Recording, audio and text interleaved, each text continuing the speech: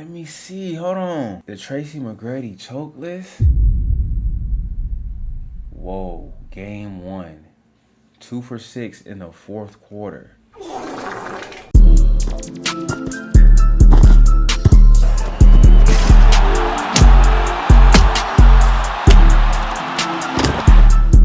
Groovy tapping in, man. Welcome back to another vid. Proof Tracy McGrady would not win the title with Shaq. Hey, man. Word on the street. Tracy McGrady came out and started up a whole debate. He basically said that if he was to replace Kobe Bryant with himself, he would have won multiple championships, if not more than Kobe Bryant did. That's crazy. Now, me, I'm going to be honest, I ain't really grow up watching Tracy McGrady. I do know during his peak and his prime, he was a dog. Another thing I know about T-Mac is that he never won a championship, which is crazy. How great of a scorer he was. Now, I haven't seen this video, but if he really said this, that's crazy. That's crazy, man. Because to be honest, bro, filling in what Kobe did was a lot. You know what I'm saying? Kobe was putting up MVP numbers in the finals along with Shaq. You know what I'm saying? So it was like a 1-2 punch. I don't even call Kobe a sidekick because he was putting up MVP numbers too. I feel like Kobe, one of them superstars that play very well under pressure, man. And you got to be a great to do that. You know what I'm saying, man? So we're going to see what this video got to say, man. Before we get into it, like the video, comment down below if y'all think Tracy McGrady can fill in Kobe Bryant's shoes. Please let me know what y'all think in the comments about that. And last but not least, subscribe to the channel if you new. Let's hop into it. Last week, Tracy McGrady said that he never had the chance to win a championship, that he was nearly equal to Kobe, and if he was in Kobe's shoes, he would have won a championship. We have too many talented players that come through this league that are championship worthy. What I mean by that, if you take them off a team that is a championship quality team, replace me with Kobe with Shaq. I don't win a championship. You don't think I could carry the Lakers to a championship? Like, I've never had the opportunity. Correct. I felt like if I was put in that position to win a championship, I damn sure would show up and do what I do in the playoffs to elevate my team to that level. I just never had the chance. So do I get diminished because I never won a championship? Right. Yeah, that's what, is it my fault? That's what they're saying. That's what they're saying. What do y'all think in the comments down below? Do y'all agree with him? I mean, I get what he's saying. But see, I haven't really followed his career like that. I don't know how many All-Stars he played with. I don't know how many great role players he played with. But I also want to see what type of numbers he was putting up in the playoffs. Let me see. Yeah, right. Is it my fault? Right. I was never put in that position, Steve. And then add another layer onto it, T-Mac. Then you have players that start saying, okay, no, now I got to be a de facto GM. Huh? Now I have to be a de facto and that creates GM. the ring Now I got to find. Because now players are going everywhere because they need to get the rings. No. Now, I get, you know, when it comes to LeBron and he gets traded or goes to Miami. LeBron wasn't talking about Bron, no, T-Mac. No, but I'm talking about the other players. The one, in a sense. Two. Today we will discuss why McGrady would have never won a title with Shaq. The Star Complex. Tracy McGrady was selected 9th overall by the Toronto Raptors in the 1997 draft, but just 3 years later he was gone. Toronto T-Mac, was a totally different Orlando T-Mac. It was sheltered. You know, the Toronto T-Mac was sheltered because I was coming off the bench. I was held back. Vince had busted into stardom his rookie year. Shout out to Vince, right? So that was me taking a back seat to him. And, you know, we had a bunch of veterans on that team. I was still a young teenager trying to find my way. But I was kind of sheltered and brought on slowly, which I'm not tripping about because, I've learned a lot sitting back watching Vince and his stardom. Tracy McGrady essentially left his cousin and being the second option to have the opportunity to be the #1 option in Orlando in his 4th year. Okay. Kobe, who was paired with a larger-than-life Shaq in 1996, never became the clear-cut #1 option until Shaq was traded in 2004. So why would McGrady stick it out with Shaq but bail on his cousin? Bucking the system.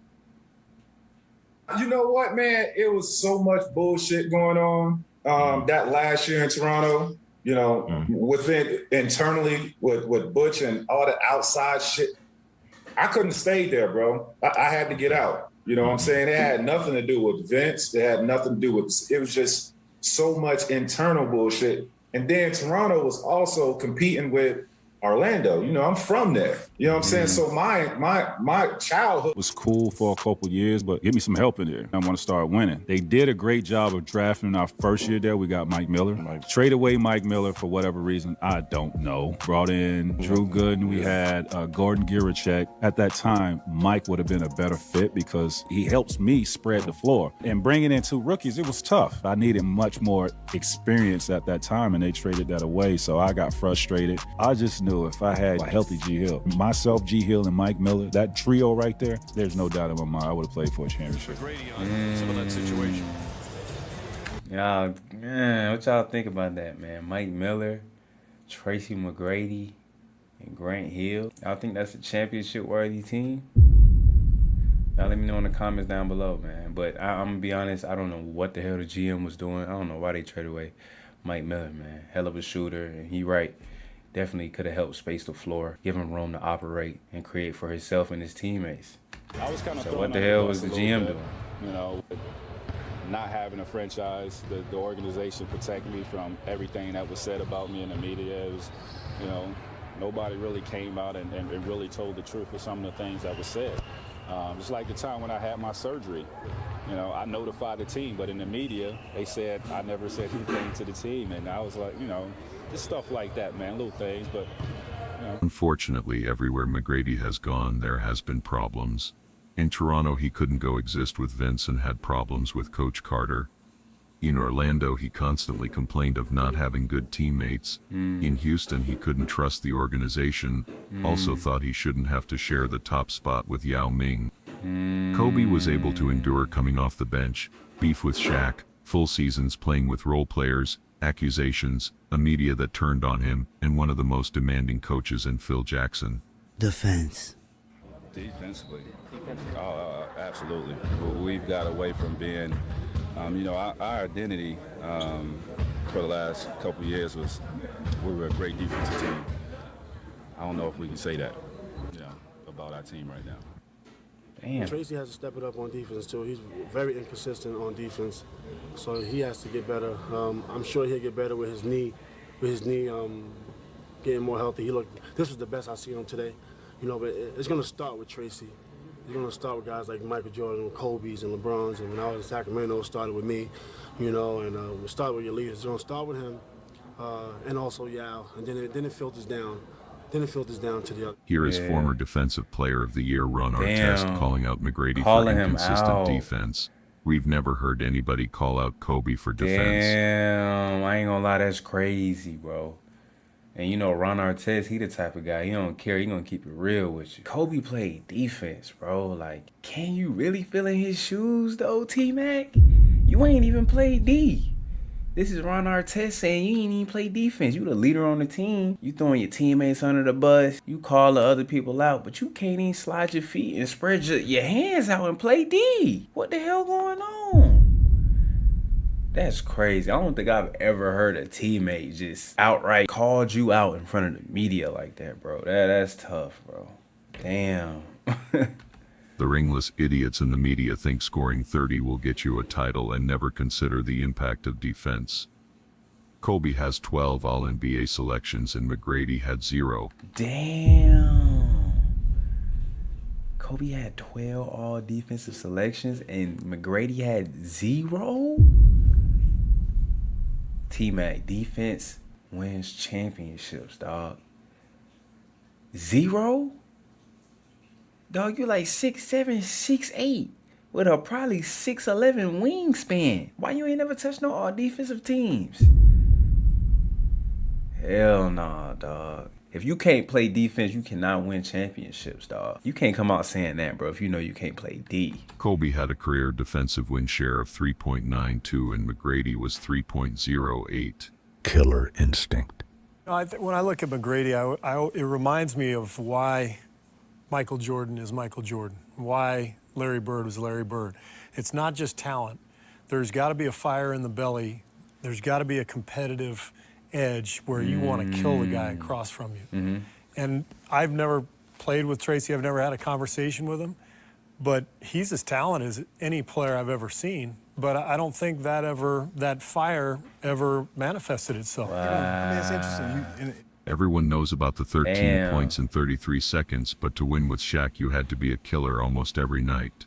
You had to close out every game and series because Shaq was a liability at end of game. Right. For Tracy, sadly, there were way too many times when he came up short when it matters the most. Let me see. Hold on. The Tracy McGrady choke list. Whoa. Game 1. 2 for 6 in the fourth quarter. Game 2. He was 0 for 4 in the fourth quarter and was scoreless in OT. Game 3. He was scoreless in OT. Dallas, Game 3. He was 1 for 5 in the fourth quarter. And Dallas, Game 4. He was 1 for 5 in the fourth quarter. Game 5 versus Dallas, he was 3 for 10 in the second half. In Game 7 versus Dallas, he had 27 points, shot 38% from the field, and had a 14% three-point percentage and 4 turnovers. 0 for 3 in the fourth quarter in Game 4 versus Utah. Dog, this is crazy, T-Mac. And you talking about you could fill in the shoes of Kobe Bryant, man. That is crazy. This is bad. This is bad. I ain't even know you shit the bed like this. That's crazy. And I want to come up with an excuse for you because maybe your teammates didn't come through for you. Maybe he was literally the only scorer on his squad that could create for himself. And other teams just found it easy to just single him out and run different defensive schemes to kind of throw him off his game. I don't know. If you trying to get compared to Kobe, man, you got to come through when it matters the most. You feel what I'm saying? Like, these games right here is not gonna cut it, bro. This is the main reason why he wouldn't win with Shaq, because Shaq was on the bench in clutch time. Championship-wise, Kobe Bryant. He wants it so bad and he's willing to go to the extreme, you know, guarding a guy, guarding the point guards at the age of 34, playing 38 minutes, 40 minutes. That's ludicrous. Yeah. I think this is what he's battling with. It is what it is. He's cursed as much as I am. When I look at LeBron, he's not what Michael was as a player. He's not even what Kobe Bryant was as a player. So, when you talk about trying to compare Michael's instinct, his ability to take over games, his ability to want to have that last shot. And demoralize you. Yes. And scare the living hell out of you. LeBron doesn't have that gene. So, Scotty, that's not in him. Kobe has that gene. Mamba mentality is not a mentality, it's a lifestyle. I've seen Mamba mentality destroy more careers than I've seen it help. Too intense, too hot. People want the flame, but they don't want to touch the fire. Are you willing to put aside the things that aren't as important to you? Leadership. It's my Leadership. fault. It's my fault we missed some free throws. It's my fault we lost both games. It's my fault that, we fouled to tie the game up, with, I think there was a minute left when Luis fouled. That was my fault. It's my fault that they get easy layups. It's my fault that we, not executing well in the offensive end. It's my fault that a couple people in this... I'm gonna be honest, bro. You can't win with somebody like this, though. Like, come on, bro. You being childish as hell in the interviews, bro. Take the interviews serious, bro. It's like he's trying to throw his teammates under the bus, bro. Like, I don't know, man. It's something about his demeanor, like his attitude, like... I don't know. Tracy McGrady just seemed like uncoachable. Like, I don't know, like... There's something throwing me off in this interview, bro. Fans ordered Heineken's, but they got Budweisers. It's my fault. I'm sorry. This is just one video, but is a microcosm of his career. He's always blaming his teammates or management. The Lakers with Shaq and Kobe as leaders, not just Shaq. Listen to Kobe in just his fourth year. How disappointed are you? Well, I just hate losing. It's a tough loss. They played extremely well. We just have to get ready for the off season. Next season for us starts right now. Can you assess exactly what went wrong? Was it too many injuries? Was it Shaq's foot at the beginning of the year? Can you begin to assess why you lost this series? Nah, I mean, you know, we have a 1,000,001 excuses that we could go to.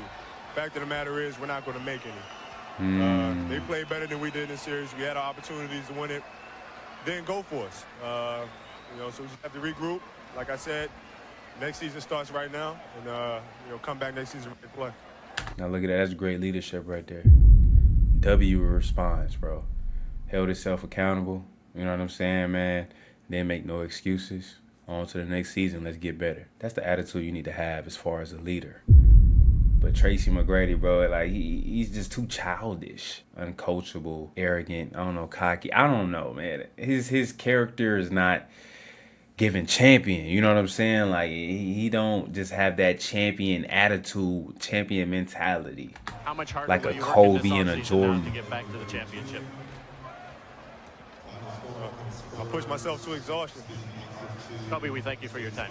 Availability. There we go. The last and most important reason why McGrady wouldn't have won a title with Shaq is due to availability. McGrady was held back by injury for most of his career. Playing with someone like Shaq who wasn't on the floor late in games, you needed to be available. Sadly, McGrady missed so many games that he would turn himself and Shaq into more of a liability. The problem with players who have not won is that they think they know what it takes to win, but they don't know what it takes to win. In this case, with Tracy McGrady saying that if you swapped him with Kobe, that he guarantees that he'll win the title.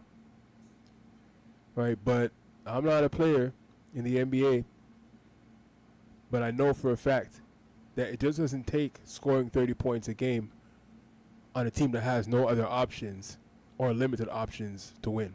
It takes a whole lot of other things, including adaptability, including being able to play within a system, including defense, including leadership, including unselfishness.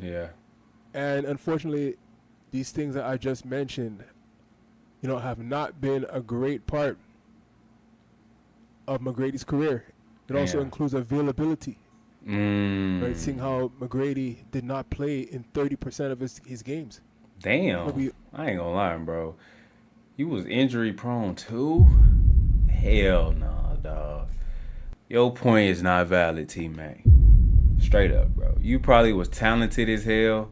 I seen a few of your highlights and stuff like that, man. I seen a few of your numbers, and you know, you definitely could score the ball. It was very talented, athletic as hell. But bro, if you was injury prone too though,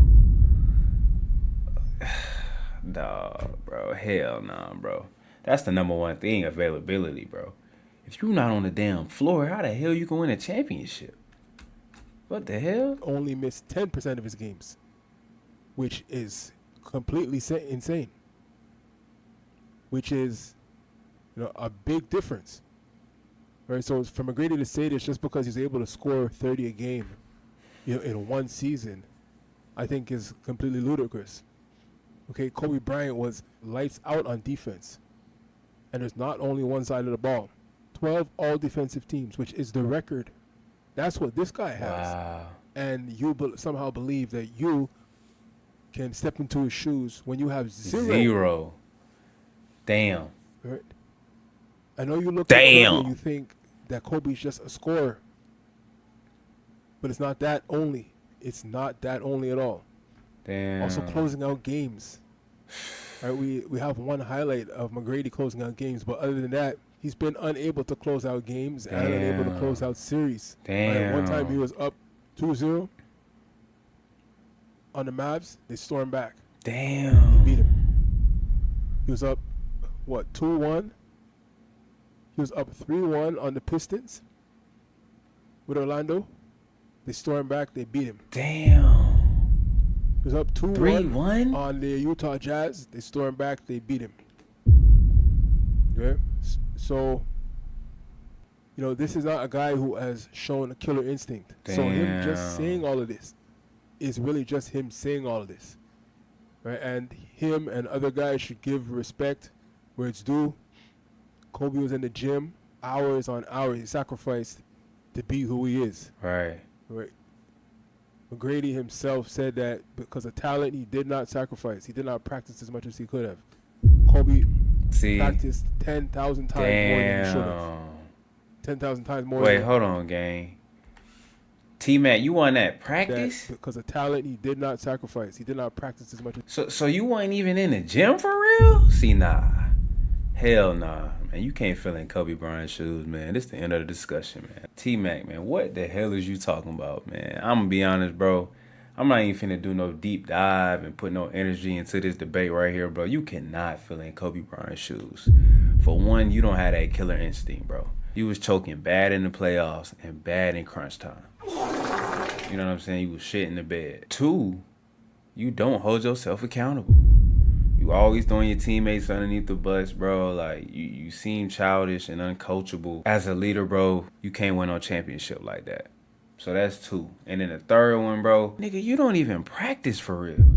What the hell is we talking about, bro? Hard work beats talent when talent fails to work hard. Come on, dog, bro. Like, you can't fill Bean's shoes, bro. You was talented as hell of a scorer.